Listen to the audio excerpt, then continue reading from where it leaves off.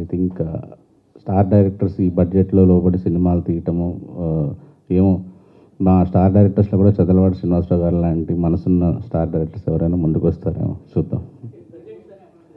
అంటే సురేష్ ఇందాక నువ్వు అన్నావు కదా ఓటీటీ, అవునా? మీరు కూడా జాగ్రత్తగానండి. ఉండు నాయన చెప్పండి. ఉండు నన్ను మాట్లాడండి. బిచ్చగాడ సినిమా నీకు తెలుసు కదా, నువ్వు ప్రముఖుడవే కదా అందులో. బిచ్చగాడ సినిమా మీరు కూడా కొంచెం జాగ్రత్తగానండి. 45 లక్షలకు కొన్నా తెలుసు కదా. ఆ సినిమా ఏదో డిస్ట్రిబ్యూటర్స్ ఎవరో కొద్దిగా అడిగితే నేను ఇవ్వలేదు. ఆ సినిమా పోయింది 45 లక్షలు ఏముందని. ఆ సినిమాకి ఆ అమ్మాయి మన వియాంతోని గారి భార్య రిలీజ్ అయిన 3వ రోజు నన్ను అడిగింది, ఏది శాటిలైట్ ఒక 5 లక్షలు ఇవ్వమ్మా అన్న. 2 లక్షలు ఇస్తారండి అంది ఆవిడ కూడా. వద్దులేమ్మా అన్న. అయిపోయిందా? 50వ రోజు ఒక జర్నలిస్ట్ ఒక మంచి సినిమాని ఏ స్టేజ్కి తీసుకెళ్తారో బిచ్చగాడ సినిమా ఉదాహరణ. జర్నలిస్టులు అంత పబ్లిసిటీ ఇచ్చి, ముఖ్యంగా ఆంధ్రజ్యోతి ఆ సినిమాని ఆకాశాన్ని తీసుకెళ్ళింది. ఉన్నమాట చెప్తున్నా, ఎవరేమనుకోద్దు, నా మనసులో మాటలా చెప్పేస్తారు. 50వ రోజు ఆవిడ ఎంత కొంది? ఆ సినిమా 4.5 కోట్లకు కొన్నారు. సినిమా ఇండస్ట్రీలో 45 లక్షలకి అమ్మిన నిర్మాత, నెగిటివ్ మొత్తం తెలుగు వర్షన్ 45 లక్షలకి అమ్మిన నిర్మాత అదే సినిమాని తెలుగు ప్రేక్షకులు మీడియా ద్వారా మీరు చేసిన పబ్లిసిటీకి ఆదరించి హిందీ తమిళ కన్నా 10 టైమ్స్ తెలుగులో పెద్ద హిట్ అయితే 4.5 కోట్లకి ఆవిడ కొన్నారు. ఇంతటిది అయిపోయిందా? అది జెమిని టీవీకి ఆవిడ highest TRP in India till now. Bichagada అనే చిన్న సినిమా ఎంత కలెక్ట్ చేసింది? 45 కోట్లు కలెక్ట్ చేసింది. ఇవాళ ఆవిడకి షేరు జెమిని టీవీ.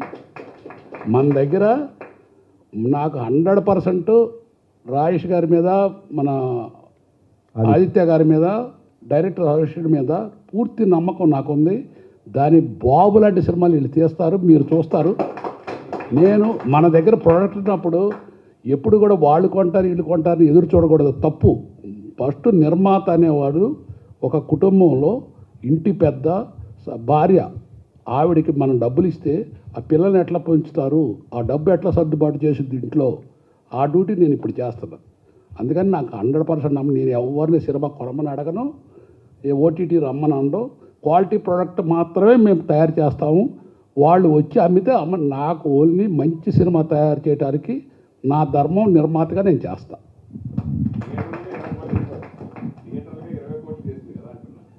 ఇంకా ఎక్కువ చేసింది అసలు అన్ని భాషలు, వాళ్ళ భాష తమిళ కన్నా కూడా తెలుగులో 10 టైమ్స్ ఎక్కువ హిట్.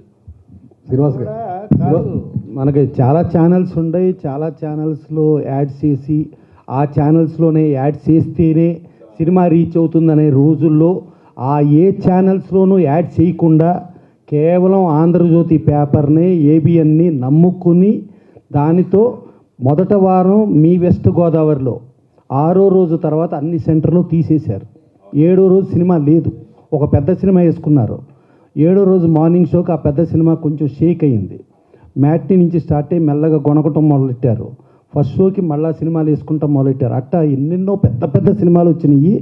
ఎన్ని పెద్ద సినిమాలు వచ్చినా 100 రోజులు నాన్ స్టాప్. మీ అంబికాలో 3 థియేటర్లు కూడా 100 రోజుల వరకు ఆడి అంబికా కాంప్లెక్స్కి నిండిపోయి, తర్వాత కొయ్యలగూడు అనే సెంటర్లో ఒక 25,000 30,000కు హైర్కి వచ్చారు. హైర్కి ఇవ్వాల. తీరా చూస్తే ఆ కొయ్యలగూడెంలో దాదాపు 4 లక్షల పైన షేర్ వచ్చింది. ధవళేశ్వరం అనే చోట మ్యాక్సిమం 2.5 లక్షలు 2 లక్షల షేర్ వస్తే ఎక్కువ. అట్లాంటి చోట 10 లక్షల షేర్ వచ్చింది. అది బెచ్చగాడు.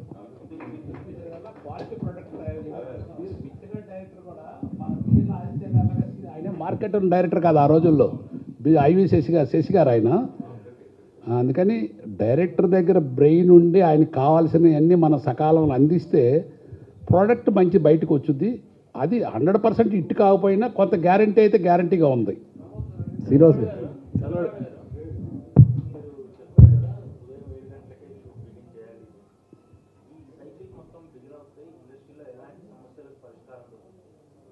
నెంబర్ ఆఫ్ డేస్ తగ్గి బడ్జెట్ బాగా కలిసి వచ్చింది బాబు. ఉదయం 7 నుంచి 11 గంటల దాకా మంచి వర్క్ జరుగుతుంది, క్వాలిటీ ప్రోడక్ట్ బయటకు వచ్చింది.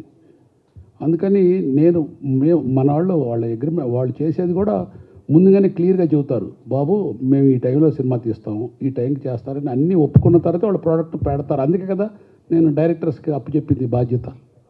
Director is captain of the ship, that's all. Srinivasarao గారు, ముందు మీకు అభినందనలు తెలియజేయాలి. ఎందుకంటే అంత పెద్ద డెసిషన్ తీసుకున్నారు. చాలామంది అవకాశాన్ని డైరెక్టర్లకి ఇది చాలా పెద్ద ఆపర్చునిటీ.